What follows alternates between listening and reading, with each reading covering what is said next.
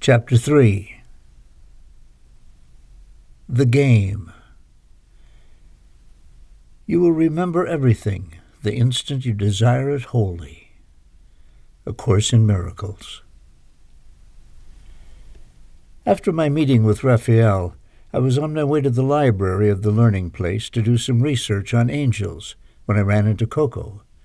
He told me that the light was looking for me. I asked if he knew the reason for my summoning, and he said he had no idea. I was inquisitive.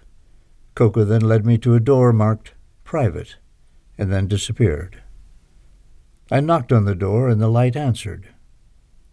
"Come in, Sebastian." I entered the room and didn't know what to expect this time. I had imagined the light as a radiant, glowing form with luminosity and brilliance. The light revealed himself to me in human form, like the last time we met, when I arrived at the learning place.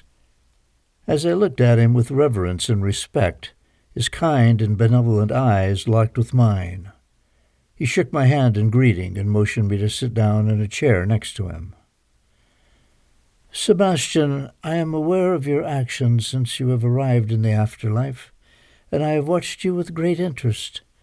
I know you have been offered a challenge by Raphael that may result in your becoming a ghost angel in training. However, at some point I may be asking for your assistance on a fundamental matter. I will provide you with the details of what your possible assignment might be at a later time. Right now I do not want to divulge too much," the light said. "I'm honored that you would think about me, but also concerned. Can you give me some clue?" I questioned.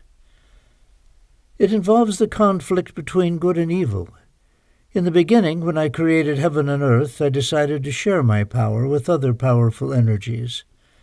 From all those powers combined, there emerged some other powerful forces or entities. One of the most powerful was Iwe, which is Yahweh in reverse. Some people call him Lucifer, the fallen angel. Moreover, so a struggle began between us, the light and the darkness. There is every probability that Iwe will want to meet you. He will tell you about himself and boast of his conquests and power.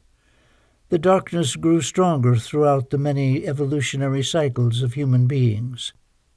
Atlantis and Lemuria were continents of the Atlantic Ocean, where there existed advanced civilizations about 14,000 years ago. It was the source where man originated and developed the master civilization. Lemuria was an ideal symbolic society forced to defend itself against the inhabitants of Atlantis. The war between the Lemurians and the Atlanteans was a war between light and darkness, good and evil. That war led to the destruction of both Atlantis and Lemuria. After a failed invasion of Lemuria, Atlantis sank into the waves in a single day. The prophets and holy people of the Lemurian culture received warning that something was going to change. They were attuned to nature and began receiving information that the earth was going to go through a dramatic shift. The Lemurians were in touch with the land, and so they prepared for the great change. When they received signs, they began to go underground. These signs appeared approximately 1 year before the flood. While underground, they learned to live there and use their environment for sustenance. They built communities, and when the floods arrived, they were safe from the waters, even though many people on the surface of Earth perished. As you can see, the Lemurian people were highly evolved and very spiritual beings. Although little concrete physical evidence of this ancient continent exists, nowadays many people feel they have a strong connection to Lemuria. After winning the battle and triumphing due to the disappearance of Atlantis and Lemuria, as a result of human evil, the darkness felt confident that he would emerge the winner in a confrontation with the light. Later, at the beginning of a new civilization, The darkness invited us to play a game. I have accepted his challenge because I believe I will be victorious." "What is this game about?" I asked. "The game will consist of knowing how to utilize and accommodate the 22 major arcana cards of the Egyptian tarot on human beings. I will receive 11 cards, and the darkness will receive the other 11 cards," the light continued. "I don't understand," I admitted. "I will explain the rules of the game to you. I received 11 cards, and I have to choose 11 souls of people who will represent characteristics that will bring about a positive change in humanity, and who will consequently show the way to righteousness and virtue. On the other hand, darkness will deliver his 11 cards to the souls of people who he believes could create harm, and who will consequently destroy goodness and humanity. Because I have lost our last confrontation, the Lover's card will be shared by both of us. They will be the souls of two people who have loved each other lifetime after lifetime. However, their final task will be to fight for the light or the darkness." "It's a difficult concept for me to follow," I complained. "Be patient and listen carefully. There are battles for power on earth and battles for power in the afterlife. The darkness maintains it is easier to be evil because love requires time and effort.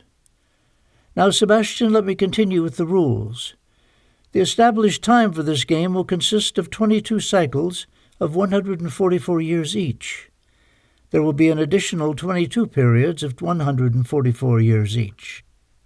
These 22 periods will be some time out, considered as neutral periods without aggression. I am sure by now you are aware of the power of numbers, so listen carefully, Sebastian.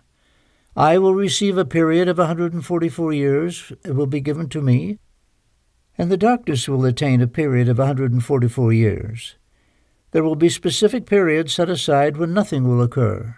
During this period, humanity will continue its evolution. The 22 cycles of 144 years will give us a total of 3,168 years, which at the end will give us the final number of 18. 3 plus 1 plus 6 plus 8 equals 18. The 22 additional periods of 144 years, or 3,168 years, will be added to the 3,168 years, which will give us 6,336 years, which also adds up to 18, and 1 plus 8 equals 9. The number 9 ends all the cycles. All these numbers will be an essential part of the game in which human beings will play the main roles. Then I will utilize these numbers, as well as the darkness. The final objective of the game will be to determine if human nature is more inclined to goodness or evil, the light informed me. What do you think is the answer? I asked. It could turn out that evil forces are more powerful than good forces, or, on the contrary, it could turn out that goodness is more powerful than evil. As we already discussed in the previous experiment, Atlantis, as well as Lemuria, were destroyed by human sin. I was defeated, and that caused me to re-establish all the systematic principles of existence in the world. Now I wish to demonstrate that even though human beings are free, goodness can and will triumph over evil. During this game, I will try to find souls that identify with me, and the darkness will try to find souls that identify with him. The more souls that align with me, the stronger I will be, and the more that align with him, the stronger he will become. There is always a battle for power. The light then concluded our meeting. Goodbye for now, Sebastian. We will get together once again, at which time I will tell you more about the game. As we ended our meeting, I thought about how, even in the afterlife, one should always expect the unexpected. Furthermore, meeting with the light can change everything.